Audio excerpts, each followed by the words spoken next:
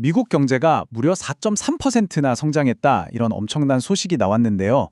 보통 이러면 주식시장이 환호해야 정상이잖아요. 그런데 시장은 갑자기 금이나 원유 같은 이른바 실물 자산을 마구 사들이기 시작했습니다. 이게 대체 무슨 일일까요?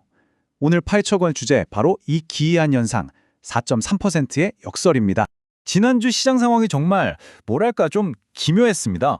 왼쪽을 보시면 헤드라인은 미국 GDP 4.3% 성장, 이렇게 축포를 터뜨리고 있는데, 오른쪽 시장의 진짜 반응을 보니까요, 뜬금없이 백금 가격이 하루 만에 11%나 폭등해버렸습니다.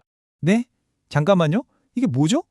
아니, 경제가 이렇게 좋다는데 왜 다들 엉뚱하게 백금을 사고 있냐는 거죠. 보통은 주식으로 돈이 몰려야 하는 거 아닌가요? 자, 지금부터 이 미스터리를 한번 제대로 파헤쳐 보겠습니다. 딱 봐도 앞뒤가 안 맞잖아요. 자, 첫 번째 순서입니다. 이 모든 혼란의 시작점이었던 충격적인 경제 호황. 도대체 4.3%라는 숫자가 어떻게 나온 건지 그 속부터 한번 들여다보겠습니다. 4.3%, 이게 바로 미국 3분기 GDP 성장률 속보치인데요. 월스트리트 전문가들이 예상했던 게 3.3%였거든요. 그걸 무려 1%포인트나 뛰어넘어 버린 겁니다. 아시겠지만 미국같이 거대한 경제에서 1%포인트 차이는 정말 어마어마한 겁니다. 완전 서프라이즈였죠. 그럼 도대체 뭐가 이렇게 경제를 끌어올렸을까요? 이 차트를 한번 보시죠. 가장 큰 덩어리, 바로 소비 지출이 전체 성장의 2.39%포인트를 견인했습니다. 물론 순수출도 한몫했지만요. 역시 미국 경제를 움직이는 진짜 엔진은 미국인들의 소비였다는 게 다시 한번 증명된 셈이죠.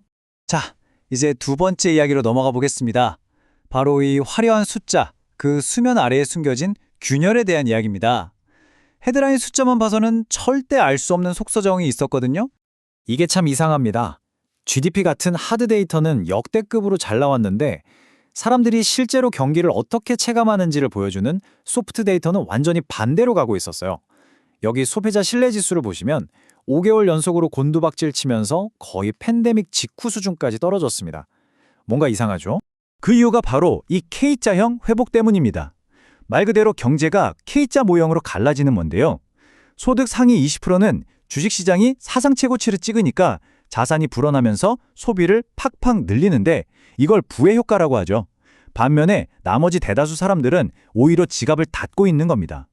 두 개의 경제가 따로 돌아가고 있는 거죠. 그러니까요, 4.3% 성장의 진짜 동력은 그냥 소비가 아니었던 겁니다. 바로 부자들의 소비였던 거죠. 이렇게 소비가 일부 계층에만 쏠려 있다는 건 경제 전체로 보면 어딘가 약한 고리가 있다는 아주 분명한 신호이기도 합니다. 자, 세 번째입니다. 모든 것을 바꾼 한마디. 여기서부터가 진짜 흥미로운데요. 시장이 이 보이지 않는 균열을 어떻게 귀신같이 알아챘냐는 겁니다.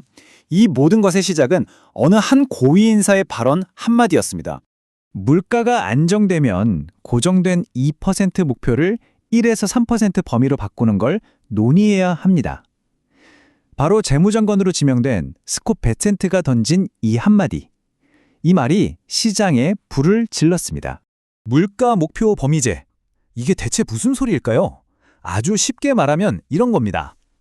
지금까지 중앙은행은 물가 상승률을 2%라는 딱 하나의 점에 맞추려고 애썼잖아요. 그런데 이걸 1%에서 3% 사이라는 구간으로 바꾸자는 거예요. 이렇게 되면 중앙은행이 정책을 쓸 때 훨씬 더 유연하게 움직일 수 있는 공간이 생기게 됩니다. 엄청난 변화죠. 자, 이제 네 번째 단계, 이 원자재 퍼즐을 한번 풀어보겠습니다. 가장 중요한 건 시장이 이 발언 하나를 가지고 어떻게 이런 광적인 움직임으로까지 연결시켰냐는 겁니다. 시장의 머릿속을 한번 들여다볼까요? 정말 기가 막힌 4단계의 논리가 있습니다. 첫 번째, 신호. 연준이 앞으로 물가 3% 정도는 눈 감아줄 수도 있겠네? 두 번째, 해석. 그렇다면 물가가 2.9%처럼 높아도 금리를 내릴 수 있다는 말이구나. 여기서 세 번째, 시나리오가 나옵니다. 미래는 고물가 저금리 시대가 오는구나. 그럼 마지막 네 번째 행동은 뭘까요? 그렇다면 현금 가치는 떨어질 테니 금이는 원유 같은 진짜 물건, 즉 실물 자산을 사두자. 이렇게 되는 겁니다. 이 새로운 생각의 첫 번째 결과가 바로 이거였습니다. 백금 가격이 하루 만에 무려 11%나 폭등한 거죠. 시장이 얼마나 빠르고 거대하게 반응했는지 제대로 보여주는 장면입니다. 그리고 이건 백금에만 국한된 얘기가 아니었습니다. 바로 같은 날 천연가스 가격도 똑같이 11%가 급등했거든요. 이건 시장의 돈이 아주 광범위하게 원자재, 즉 실물 자산으로 몰려들고 있다는 명백한 증거였습니다. 자, 이제 마지막 5번째입니다.